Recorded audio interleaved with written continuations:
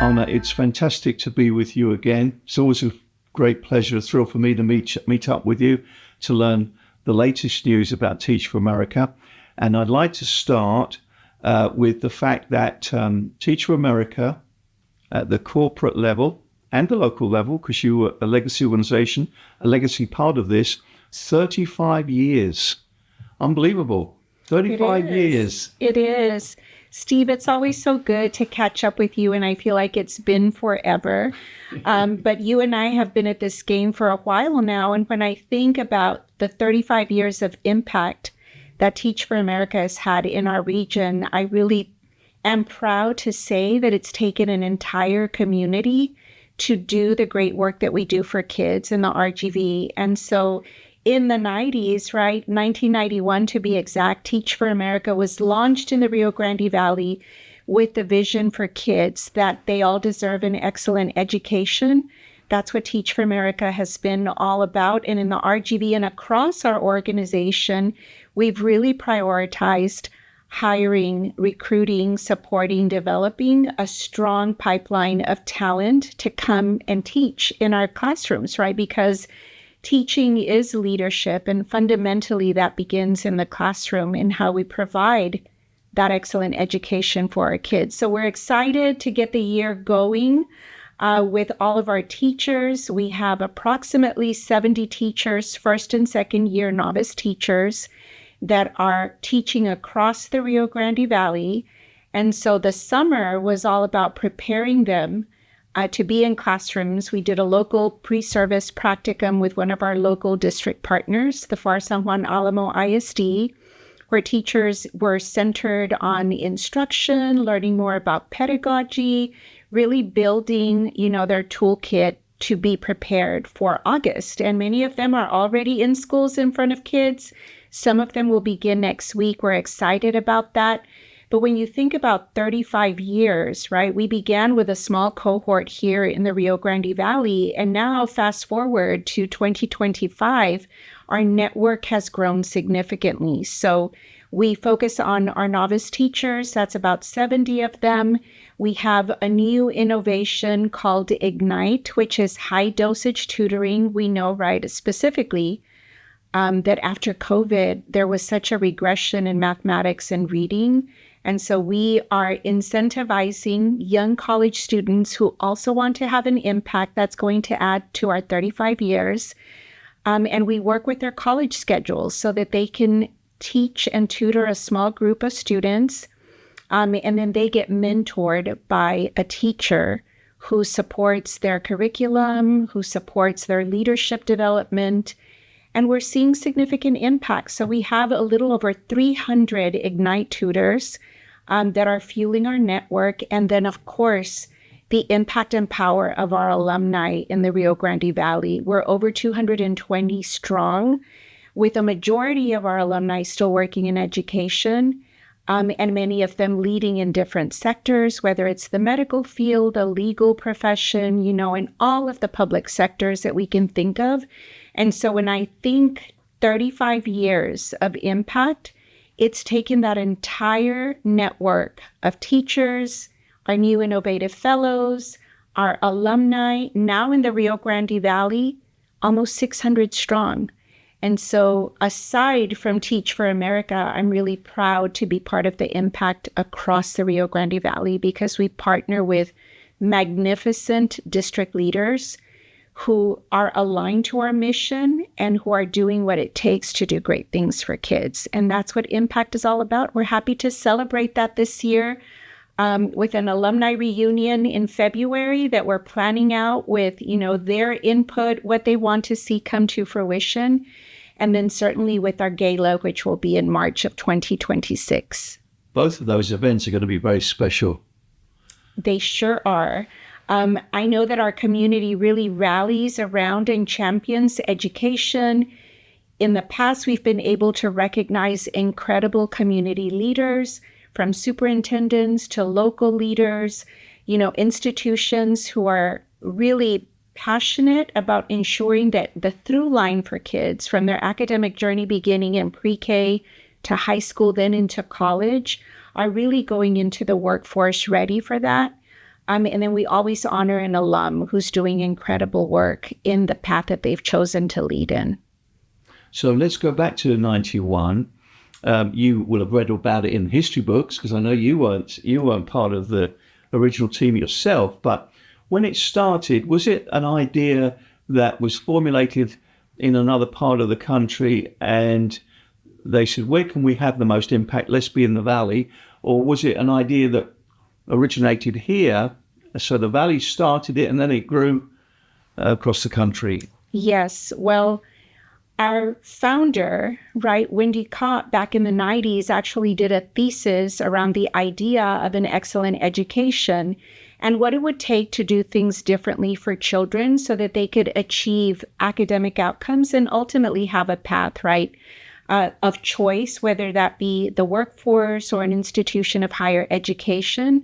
But we know that that vision contributes to educational excellence and really a community that prospers. And so that was the inception of Teach for America through our founder, now very far removed. We've been through 2 CEOs, and Teach for America has evolved with the times, with what I shared with you, right? We're not only recruiting, supporting, and developing incredible leaders, we're looking at the next generation of leaders. We know that it's a challenge to be an educator in these times. And so we want to ensure that we're coming up with 21st century, applications in terms of recruiting new leaders. And then, of course, our alumni that keep fueling the movement. And so I would say, that we now 44 regions strong across the country, 5 here in Texas. So the Rio Grande Valley is a legacy region. So is Houston. They'll be celebrating their 35th anniversary. Then we have San Antonio, who will be what we call a quinceañera, right? They'll be 15 years old. DFW is close to that. And then our newest core, where we have 25 incredible leaders in our region, is in Austin. So a lot of great work across the organization, and certainly, here in the RGV, again, centered around what is an excellent education for all students. It's just going to be a very special year all the way through. Very exciting year for the group, for your organization, and lots of planning. Lots of planning, for sure. It takes an incredible group of leaders to do that. What really excites me, too, is that we have a community behind us, right, that supports what our district leaders are doing, what our campus leaders are doing, ultimately what our teachers are doing in classrooms for kids. And then Teach for America, comes in to support all of that. So I've been to the galas you have every year, and I've always been impressed the level of commitment and buy-in from so many different people and so many different organizations. What do you put that down to? Why has Teach for America always been well supported by other institutions and by individuals? What's the special ingredient that says that makes you really part of the furniture here?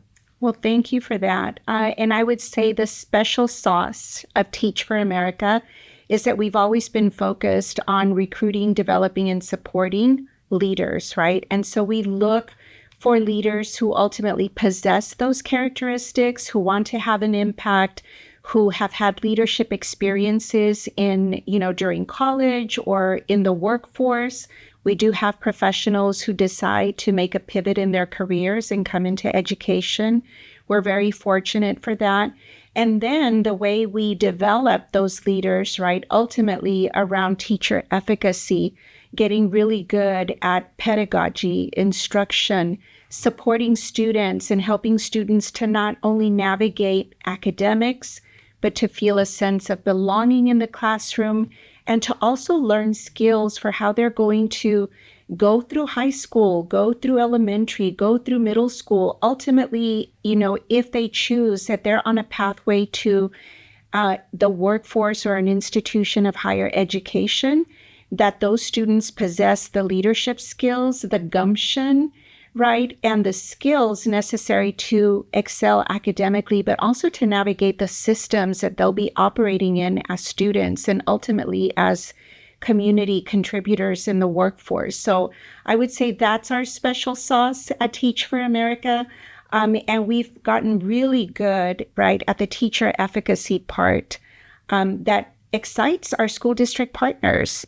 I'm a former public educator myself, 18 years before coming into the nonprofit world, now 11 years at Teach for America. And so one of the things that we do differently, right, is how we support our teachers with a rigorous onboarding to understand, again, pedagogy, instruction, lesson plan delivery, supporting kids, but also ultimately that our teachers are learners. And so all of our teachers have a learning plan that gets supported through our instructional coaches on the ground who go visit their classrooms, co-create a plan for learning, observe our teachers, they get feedback on that. And that, I think is a strength of our program. But in terms of our community support, I would say that the RGV has always been a leader in terms of building coalitions. We, for a long while now have done a lot in the RGV collectively with all different sectors, education being one of them, philanthropists, business leaders, our district leaders, other nonprofit organizations coming together and having critical conversations about what needs to happen in our community, from business, to the workforce, to education, and how we build the workforce in the RGV. And I believe that TFA has always been part of that coalition alongside others. And it really takes all of us walking in lockstep towards a greater vision for the RGV. And I would say that's what is part of our secret sauce. That's why we have community support. And that's what builds the coalition for the future that we need in our region. And with your historical perspective, do you still feel that teamwork is there? It hasn't eroded, with society, perhaps people being more individualistic and looking after themselves, that sort of philosophy coming in. Teach for America and working with your partners in the Valley, is that sense of teamwork is still as strong as ever? I would say that teamwork is always strong in the Rio Grande Valley. And I would say that we, experience change. Ultimately, that is something that every community, every society will experience. And we have been strong and also unafraid and bold to look at our challenges so that when those hurdles emerge, we're asking ourselves the hard questions. We're having the critical conversations so that our work together does not erode, right? And so I think the RGB has a lot of incredible leaders that will continue to do hard things together, and TFA is a part of that. Next topic then, your 2030 goal, that 10-year plan. Tell us a little bit more about that. How is that going? Sure. So back in 2019, our organization wanted to evolve our commitment, right, and promise ultimately to students so that they could achieve key academic milestones that we know is going to put them on a different trajectory economically and into the future. And that is a future filled with possibilities and choice. And so we were really grounded in coming up with goals that were attainable, that were able to live into our mission, that were part of what our community also was aspiring to live into. And so across the organization, we've developed what we call our 2030 goal. So by 2030, the RGV, right, is saying that we're going to double the number of student outcomes when it comes to CCMR, College, Career, and Military Readiness, which is a metric that we measure in Texas, so that ultimately our students are going to be better prepared for the future. And we've really doubled down on talking to our community, talking to students, talking to families, talking to our district partners about what it will take to get students there, and ultimately what role Teach for America plays. So we landed on 3 priorities that we're focusing on. I mentioned earlier that part of our secret sauce and ingredient, right, is making sure that we are recruiting a high quality talent pipeline of leaders to come and teach our students in our Valley community. And so we are working with our district partners. Currently, we have 12 district partners where we place our incredible leaders. Many of our alumni who are in education are still in the classroom, or they're leading a campus as a principal, or they're part of the district leadership team, even up to superintendents. And so we're covering our bases in that respect. And then I mentioned also how we develop our teachers looks different at Teach for America. We believe that teacher leaders who are committed to student educational excellence and the way we prepare them is going to have an impact for students and fuel, right, their college readiness in the districts where we serve. And then lastly, we know that we can't do it alone, Steve. We know that Teach for America, is part of the equation, but we have to work very closely with our district partners. I'm so proud of our superintendents in the RGV because they are really focusing on changing the way we do school so that our students can have impact. And that takes a coalition, right? So those are our 3 priorities that fuel our 2030 goal in the RGV. And we're very proud of the partnerships that we have. And we're very proud of our core members who are, leading that work in the classroom and serving our students. And you would say that you're having success with those priorities. You set those priorities, and as the years go on and you hope to achieve them, so far, so good. So far, so good, right? We've seen incremental growth again in the metrics that we're aspiring to double. We've still got a little bit of time, but 2030 is right around the corner. And so we want to stay in conversation with our superintendents and make sure that Teach for America is aligning to the needs to help improve in that area. And it doesn't happen just in high school, right? So Teach for America has been very methodical about where and how we place our teachers. So we have placements not only at the secondary level, but also at the elementary level and in special need areas, because all of our students in public education get counted towards the CCMR metric.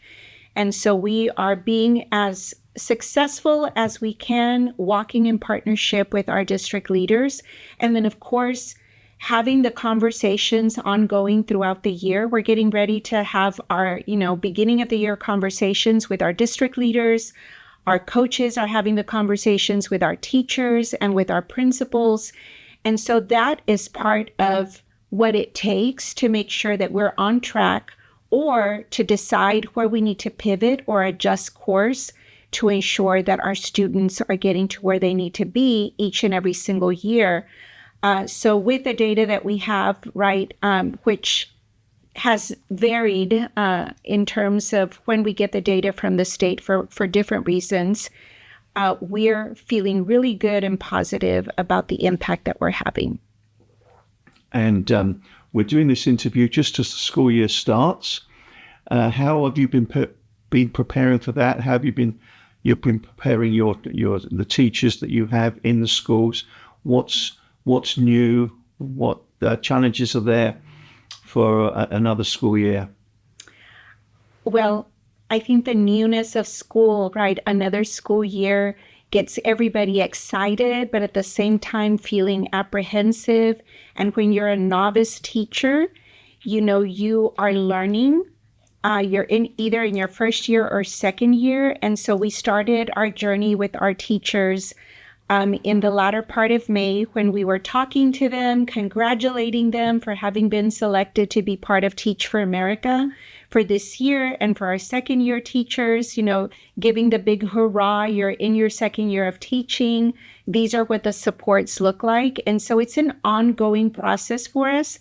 We don't have summer off. In fact, that's probably our peak season. We've been very busy, not only preparing our teachers through pre-service, which, going back to the evolution of Teach for America, we used to do a huge statewide pre-service up in Houston mostly. We were either at Rice University or the University of Houston, and we had about 500 people coming together to do pre-service and do all of the training that I've shared with you. And since we've evolved the needs of our regions here in Texas and across the org, some of the feedback that we've gotten from our teachers that we call core members is, we love pre-service. We love, teaching students in the summer, but we would love to do this in the communities where we're going to teach and lead. And so we transitioned to that model a few years ago, and we've been partnering, as I mentioned, with the PSJA ISD, and they have spectacular programs in the summer for kids.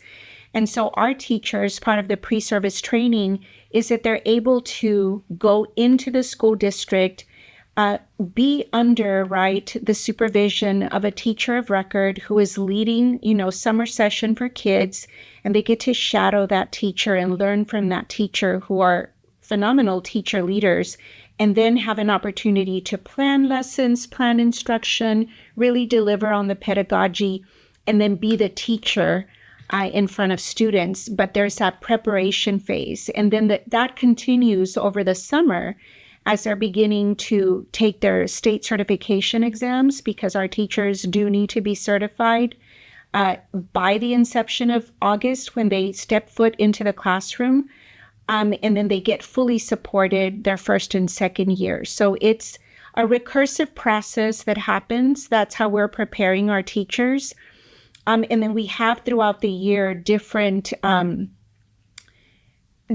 sessions for them where we bring them all collectively, our first and second year teachers. We have leaders from the community who come and, inspire, motivate them, but also share the challenges of the community. And that's an ongoing thing throughout the year for their 2 years of service. Additionally, we know that it takes all of us working together. So this year and in other years, we've had what we call the Mindful Educator Summit, because part of the preparation, part of the development and how we support them is that they feel connected to other educators. And so we invite, what we call our non-TFA friends to a non-PD PD day, really where they come to reconnect with their why for being an educator, for being a leader. They get to form a network with other teachers who are leading across the community. And that's what we're doing differently, because in terms of challenges, we know that it's really hard for people to be in education nowadays. It's always been a hard leadership journey to be an educator. And as the times go by, those challenges, are not removed at all. We keep seeing different hurdles come about, including changes across the state. But I would say right now we're in the phase of understanding what those changes are, making sure that our teachers are feeling supported, feeling connected, especially to their school districts, so that they can leverage all of the supports that our districts do so incredibly well. I was going to ask if it seems to happen every year, the legislature, have they thrown any curveballs at you again? Schools in general, Teach for America as an organization, your members, is there anything new this year that wasn't in place last school year that you've had to embrace? Yeah, well, I would just make a general comment to that, right? There's always anticipated change. We've seen different things emerging. And as I shared, we're still in the process of understanding what all of that means. Even as of late yesterday, we're hearing that some of these changes and mandates are getting challenged through the court system. And so I think it's sort of, the understanding phase, waiting to see what happens. I feel really confident that along with our district leaders, we're going to, as I mentioned at the beginning of our interview, ask the critical questions, ask especially how is this impacting our teachers? How is this ultimately impacting students? And what do we need to do as district leaders and district partners to ensure that kids are on track to meeting their goals, that kids are on track to a future filled with possibilities, and what is actually helping the educational system or what may be impeding the progress of the educational system, and follow up with next steps. So I'll be keeping a close pulse on all of those changes, which include, increases in teacher pay, which I think is great because we do want more teachers to come into the profession, to devices that are in our classrooms that now are saying, part of the changes is they can't be in classrooms. And so I think there's going to be a balance of understanding and then interrogating and then following up with what needs to happen. So it was well documented that as a result of COVID, the teaching profession lost a lot of teachers retired, left the profession, and you've been as a community, you've been trying to get back and trying to bring more teachers in. And then we interviewed Dr. Danny King from Region 1 recently, and he was telling us how the state has reversed course in terms of having certified teachers. There was a trend in Texas to say, well, we just need people that are strong with industry experience to come in and teach.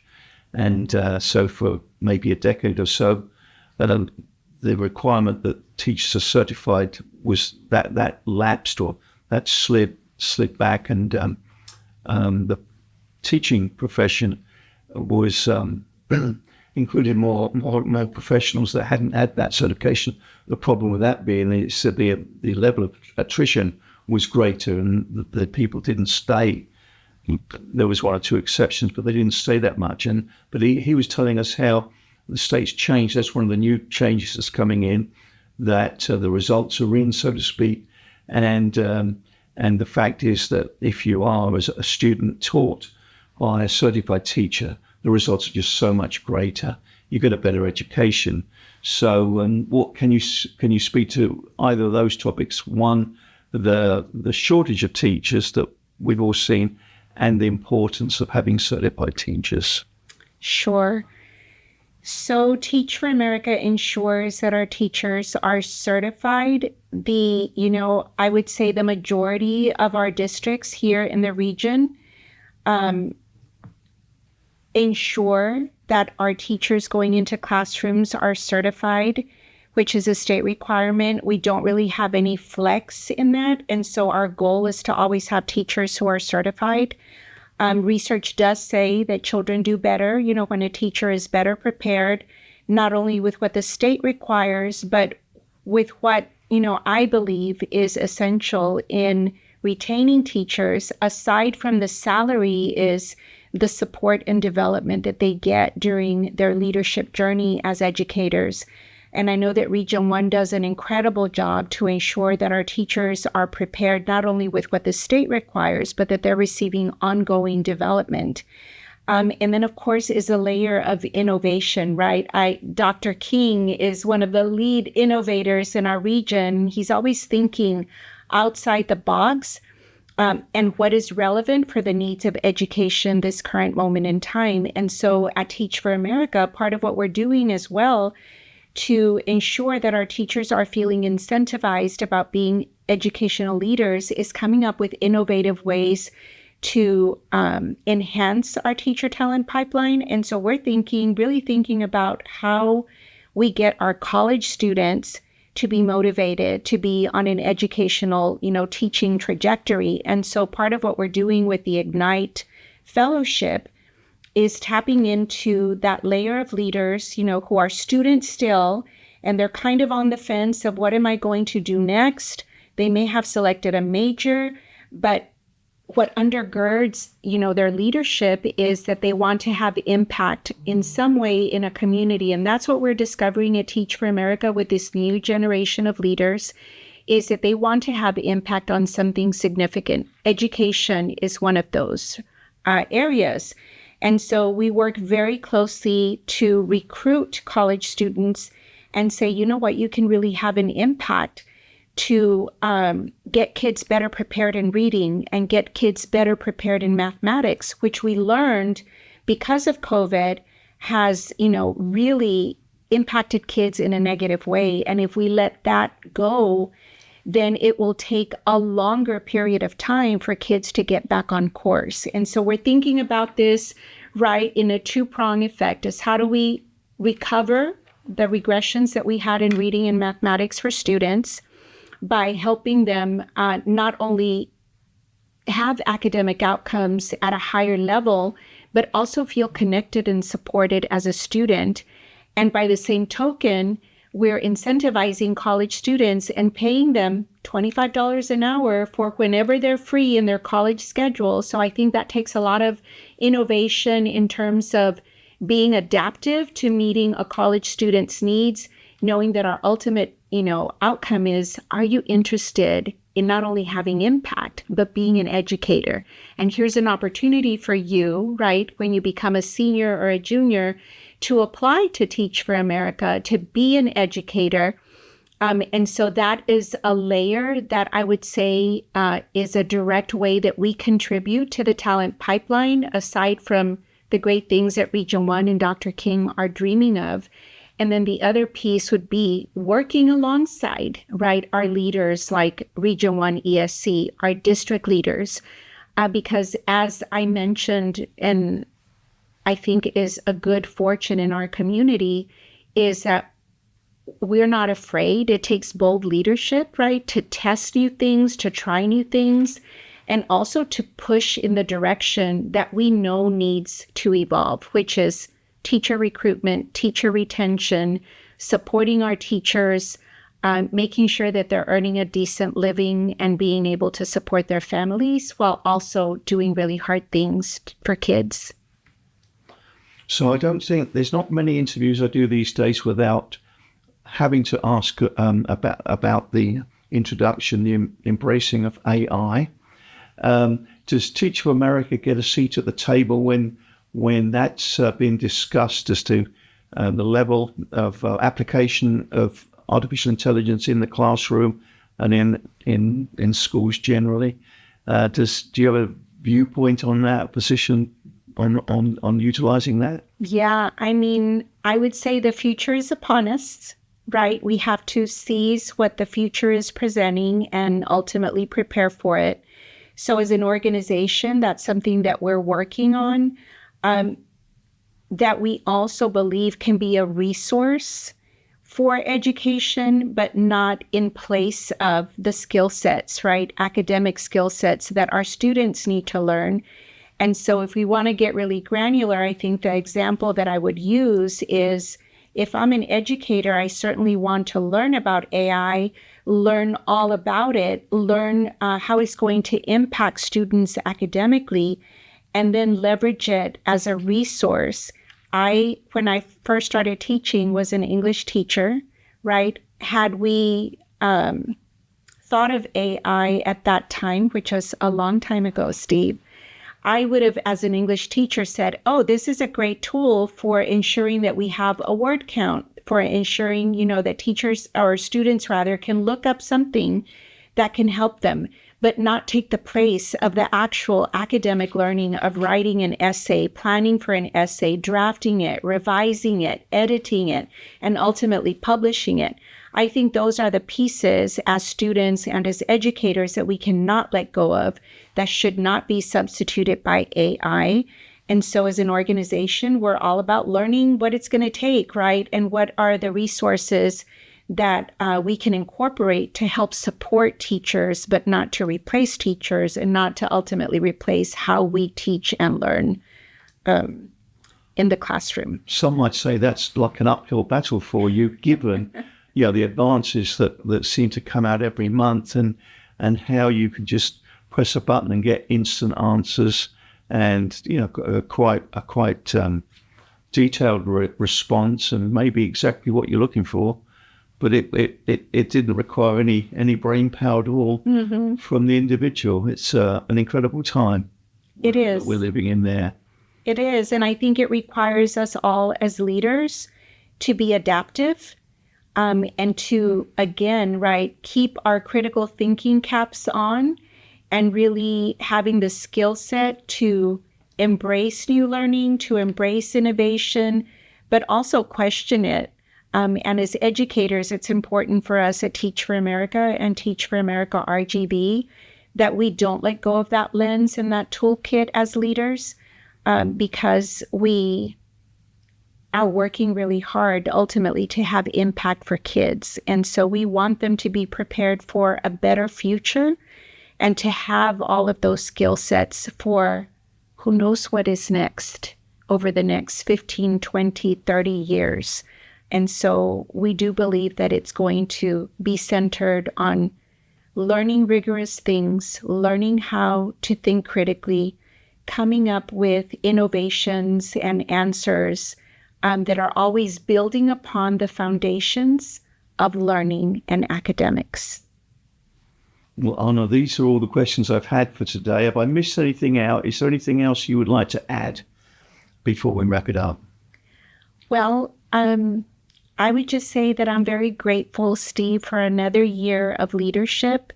As the executive director at Teach for America, as a leader in our organization broadly across 44 regions, but really here in the RGV, I would say that this is the best place for students to learn, for students to be supported, for students to have choices, and being supported by a community that is different from other pockets of the state and even the country. Our region is really, really a unique place to live, grow up in, and really thrive in. And I can't wait to see what this year holds. I'm excited not only about our district partnerships, our teachers, and all the things education, but I'm also excited to see our alumni come together and celebrate 35 years of impact. And I would say that I'm just excited for the next chapter of what the RGV can be as we walk into a brighter future. Fantastic way to end, Anna. Thank you for that vision. Thank you, Steve.